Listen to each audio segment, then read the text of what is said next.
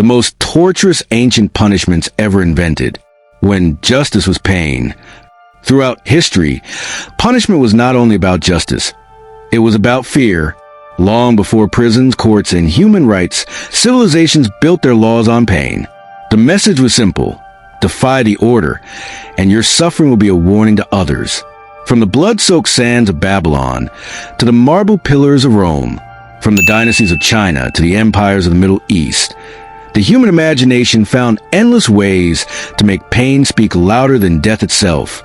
This is not a story of cruelty for its own sake.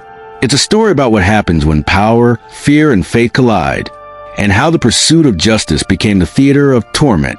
Today, we uncover the most torturous ancient punishments ever invented, the Age of Fear. Imagine walking through a marketplace in ancient Babylon. The scent of spices fills the air, and so does something else, the silence of judgment.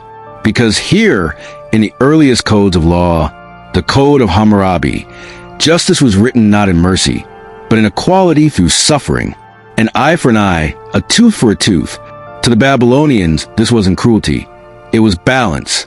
If you destroyed what was precious to another, you would lose something equally precious in return. But the punishment didn't always end there. Thieves had their hands removed. False witnesses were hurled into rivers to test divine justice. And in some cases, traitors were buried alive, sealed away from both life and death, their breath fading beneath the soil. Yet, Babylon was just the beginning.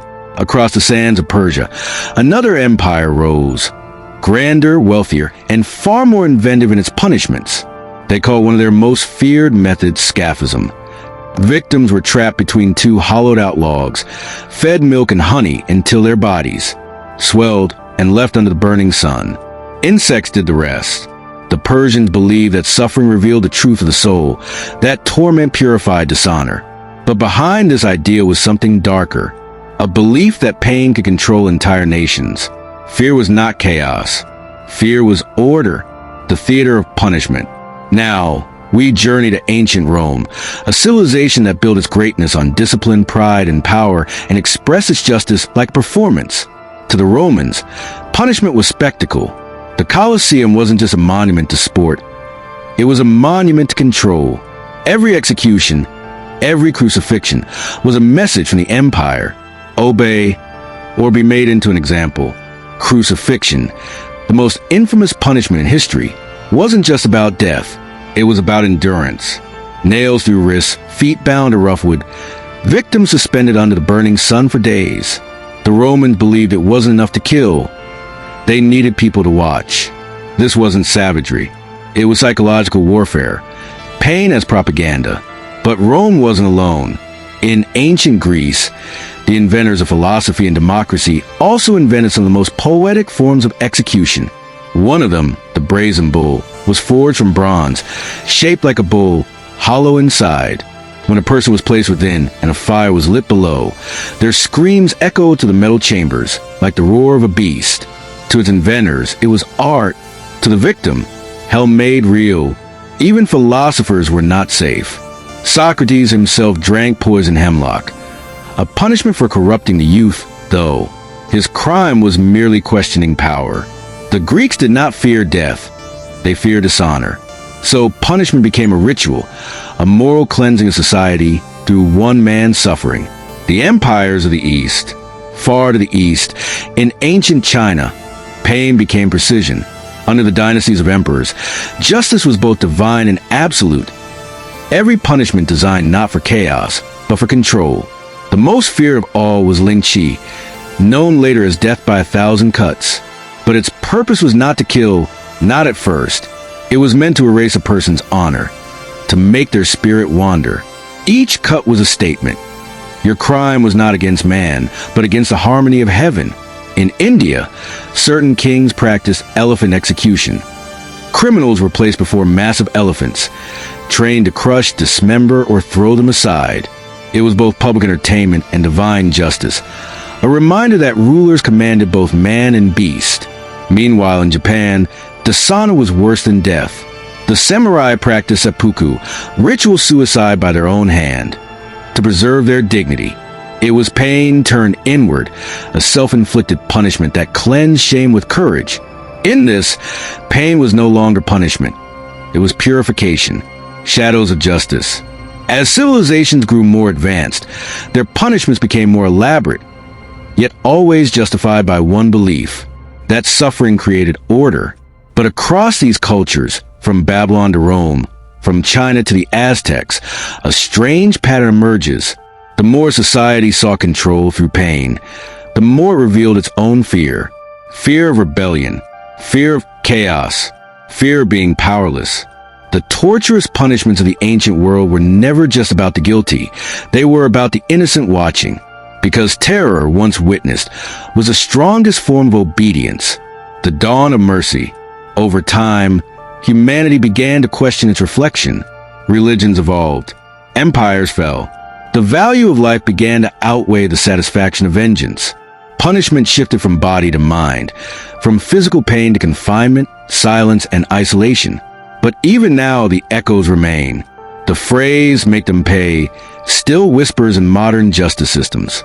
The instinct for retribution still hides beneath our sense of order. History reminds us that the line between justice and cruelty has always been thin, drawn not by the hands that hold power, but by the hearts that allow it.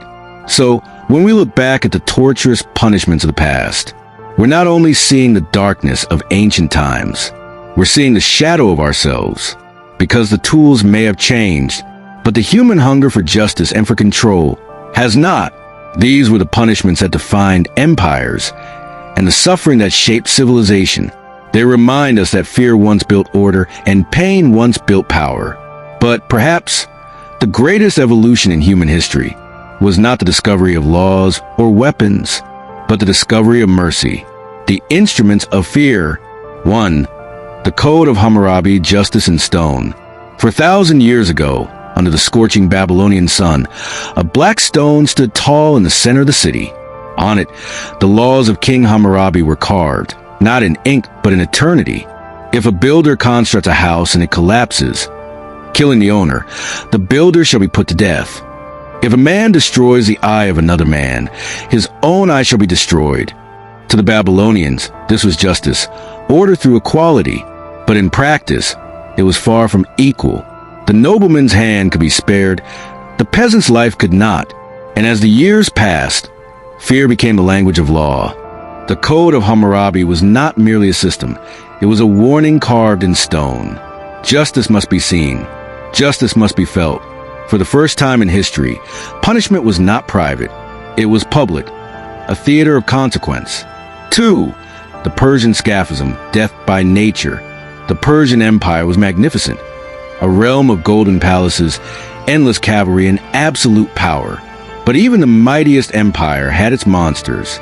Among their most feared punishments was something whispered only in the shadows. Scaphism. The condemned was trapped between two hollowed-out logs, their head and limbs sticking out. They were fed milk and honey until their stomach rebelled. Then their body was covered in the same sweet mixture and left near a stagnant swamp. The sun baked their skin, the air filled with flies. Days turned to delirium, and the body became a living hive of decay. But here's what's more horrifying. This wasn't done in secret. It was done before witnesses, a performance of divine justice. Because in Persian belief, to betray the empire was to betray the cosmic order, and only nature itself could deliver the punishment. Scaphism wasn't merely torture. It was the empire letting the universe finish its work. 3. The Brazen Bull of Greece, the art of pain. In the Greek colony of Akragas, an inventor named Perillos sought to impress his tyrant king, Phalaris. He crafted something beautiful, a bull made entirely of bronze, polished and hollow, with a small door on its side.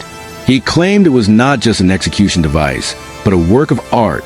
When a fire was lit beneath it, and a man was placed inside, their screams would echo through the pipes. Transformed into the roar of a bull, Phalaris smiled. He ordered a demonstration, and as the legend goes, he chose Perillos himself as the first victim. The screams of the artist became the first music of his own creation. To the Greeks, punishment wasn't always barbaric. Sometimes it was poetic, but in this poetry was the revelation of power. Beauty and cruelty could coexist, and spectacle could justify anything. The brazen bull became the perfect symbol of tyrants, the moment when art bowed to authority. For crucifixion, the empire's suffering. Few punishments in human history have become as iconic or as feared as crucifixion.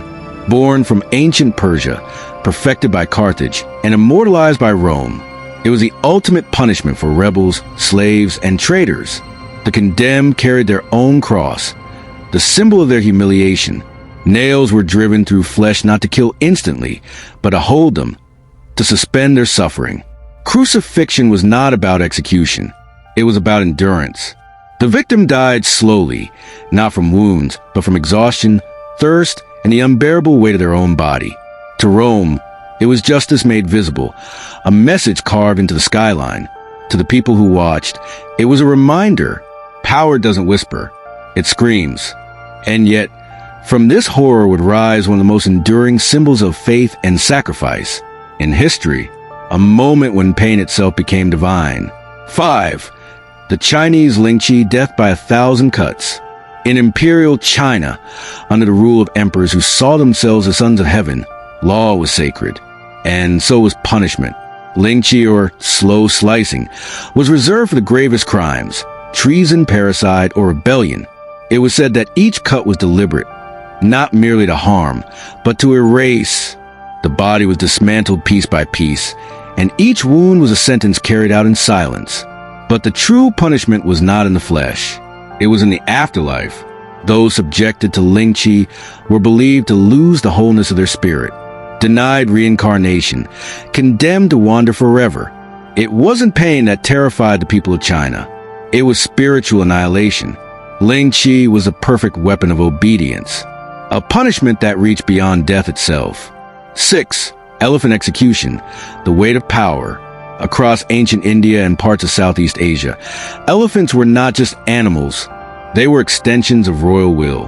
When a ruler pronounced death, it was often the elephant who carried it out. Massive, intelligent, and trained for war. These creatures were used in public executions to crush, trample, or tear apart criminals. Sometimes, the elephants were trained to prolong the agony, to toy with their victims before the final blow. Other times, they acted swiftly, bringing instant judgment. The message was unmistakable.